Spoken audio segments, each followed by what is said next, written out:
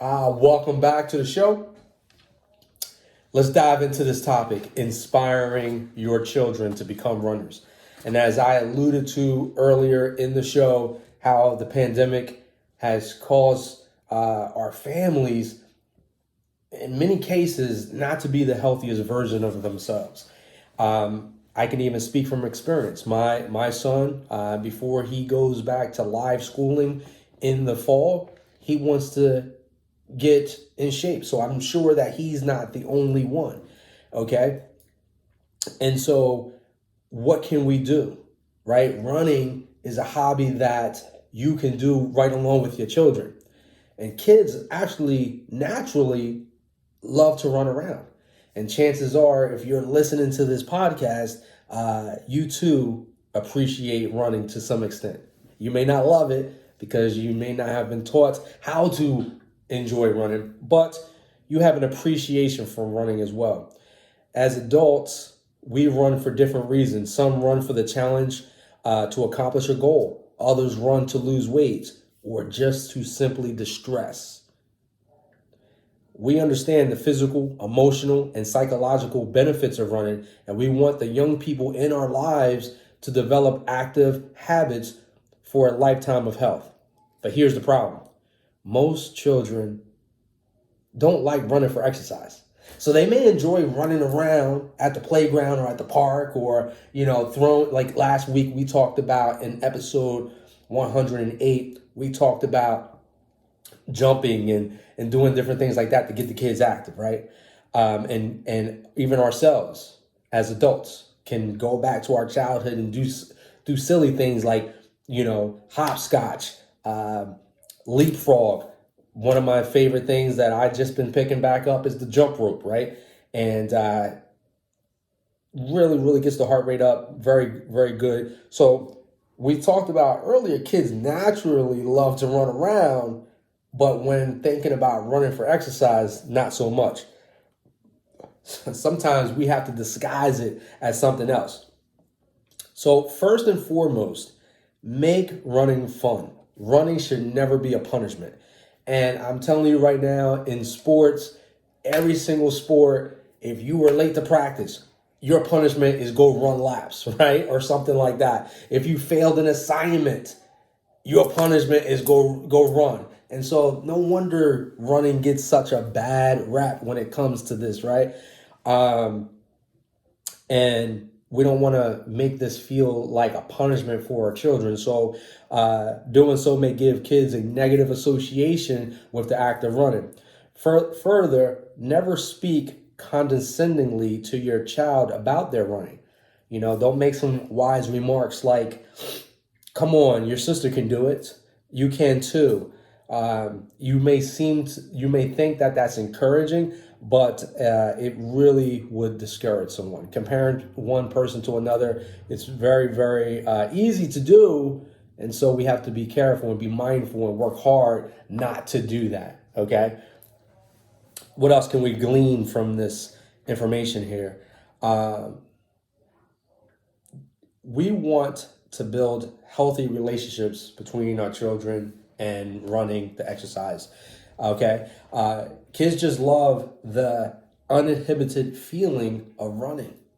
Like, think about that. Go out to a field, just let the kids run around, play tag. You see them playing tag, sprinting from sometimes they would just do a foot race from one side of the playground to the next side of the playground. They run after each other playing tag, and you see the joy that they have.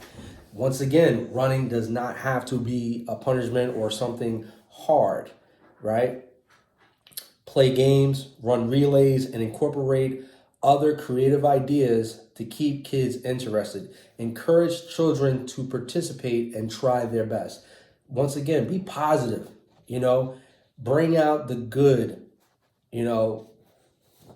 bring out the good of whatever it is. They may seem to be out of breath soon, but be positive and say, hey, you're doing great. What a way to get out there and give it a shot. But I didn't catch anybody. We were playing tag and I couldn't catch anybody. That's okay. You're out here. Watch tomorrow. I bet you keep this up tomorrow, you're going to catch somebody. It's okay. Listen, when I was young, share a story of when you failed. Share a story about when you failed, and watch the child's confidence start to grow. All right. If we want kids to run, a supportive attitude is crucial. Encouragement and praise fosters a positive connotation with running and will instill in them the confidence to continue the pastime on their own. So you need to start with gentle beginnings. Some children are not naturally athletic, and you cannot expect them to leap around with glee at the prospect of running with you. So involvement is key, and the golden rule is to let your children run the show. Kids love to feel important, so assign responsibility to maintain their interest. Like, let them call the shots that day. Say, hey, come on, let's go out, have some fun. What do you want to do today? We're going to go to the park. You want to run around? Hey, listen, there's a half-mile loop around this lake. You want to see who can be the fastest around it? And guess what? Your kid might say, nah, what I want to do is this. Come on, let's play tag. Let's run around in this nature. Okay? Let them run the show, right? We live around some parks and everything like that. Run around Heritage Park is a half-mile loop. Patriot Lake in my area is 0.33, so a little bit over a quarter mile. And then there's a bike path. So maybe the child wants to take a walk or a stroll down the bike path instead of doing some loop. Give them some options. Let them run the show, okay? Let them use their stopwatch or timer so that they are controlling the session, right? Do not say run. For a lot of kids, running is in the same basket as vegetables and homework. Whoa. See, that's what I'm saying. Like, sometimes being creative, say, hey, let's see how fast we can get around this loop. Or I'll beat you to the stop sign, right? You didn't use the word run because notice what I didn't really think about that before. The kids put that in the same, like, hey, you want to go run? Oh, I don't want to do homework. What are you talking about? You want to go run? I don't want vegetables. I want ice cream. Okay? So as parents, we can be slick with it. Listen, that's why y'all listening to this, because we're giving you the tips and strategies right now. Start slow. And it is important to remember that even though they may run circles around your living room, kids do not necessarily have the cardiovascular endurance or strength to start running in long intervals. Kids, just like adults, need to start with a short distance so their little bodies can adapt to the stressors of running. So, first, here's some pointers. First, kids need to have the proper running gear. So I wanted to get my son to do a streak like I was doing. Unfortunately, I didn't have the right shoes for him. His shoes were a little worn out. Didn't really think that it would be a big of a deal. And next thing I know, his shins were killing him. I actually took him to the podiatrist because his foot and everything was just bothering him so bad. I definitely, within a short amount of time, I bought him a new pair of shoes. But by that time, guys, he actually was like not interested in it and continuing the streak. So this was in January of 2021 in which we were doing that. And it's important that they have the right shoes, the right gear. Don't just rely on some old stuff. All right. Plus, getting your child a new pair of shoes will actually motivate them to want to do something. So, but learn from my mistake. Don't have them start something crazy and when I say a streak, I have a run or walk a mile a day. So we were walking. We were not running every day, but it's just the simple fact that once a kid experiences an injury, it's hard to get them to start doing something again. So get the shoes first and then have a lot of fun with it, okay? Now, once again, that's if you're trying to turn them into a runner, a lover of runner. But if you just go out to the park and just run around and play around, any shoes is good for that. But if you're going to have designated times for training, you want to make sure that the child has good shoes. So start with age-appropriate distances as well. right? Once again, we don't want to take a 10-year-old and have them go run 5 miles. You know what I mean? That's not what we're doing here. Run walk intervals are a great way to encourage small bouts of running without physically or mentally overwhelming your kids.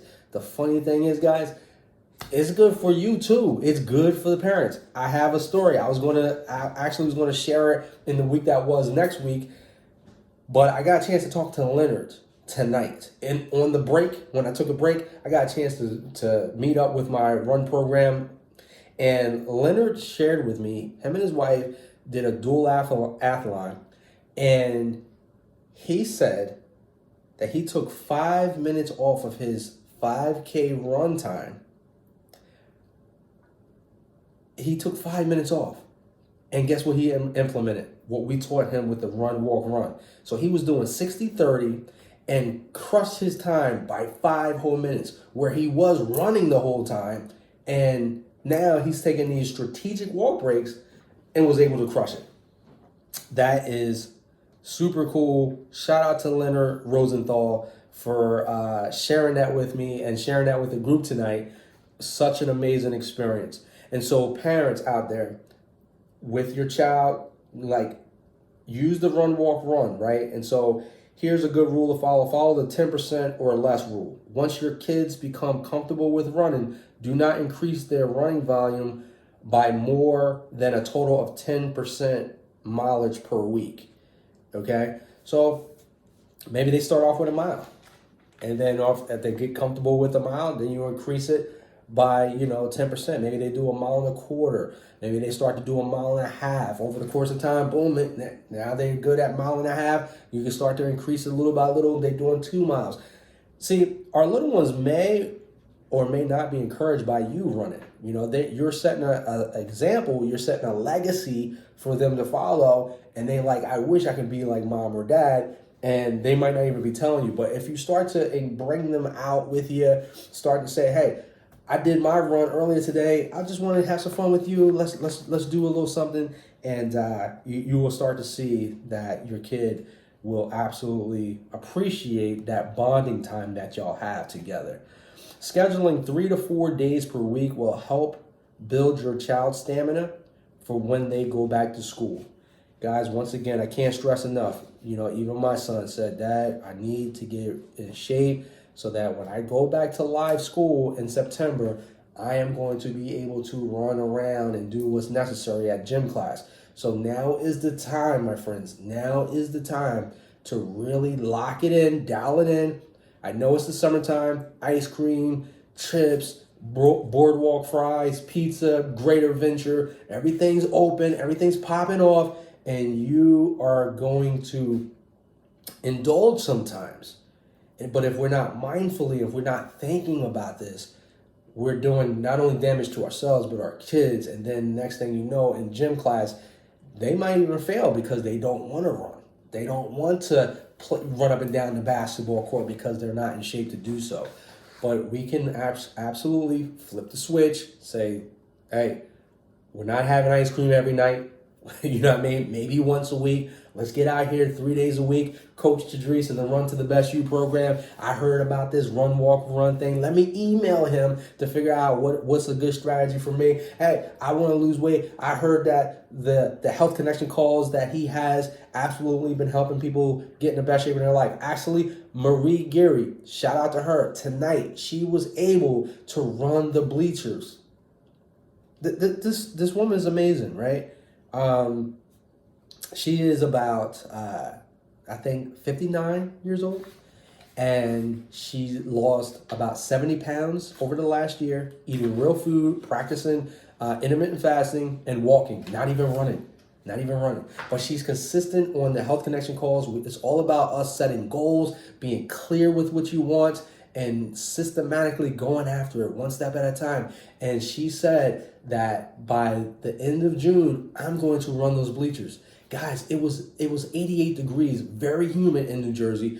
She walked her 3 miles, she needs to get in the shade, a little woozy, sat down for a minute to collect herself, and she looked over those bleachers and she said, this is the last time I'm going to be in this area because it's the end of June. So you know what I'm going to do? She collected herself, got a little water, did the bleachers. Way to go, Marie Geary. Thank you for setting that up. Like setting me up that little T-ball shot. I just knocked it out of the park. Sharing that, your story. And it's because of your mentality. It's because of these health connection calls. Thank you so much for being a part of the program. Let's move on. So what I want you to do, parents, is schedule 30 minutes of committed time to run, walking, and extra play is a bonus, right? Focus on time over distance. So for instance, do a warm-up walk for about 5 to 10 minutes, and then that jogging is maybe about 10 to 20 minutes of dedicated jogging with a 5 to 10 minute cool down. The Nike app is what I use, Nike Run Club. The Nike app is a good tool to use to help monitor your walk, run, time, and distance.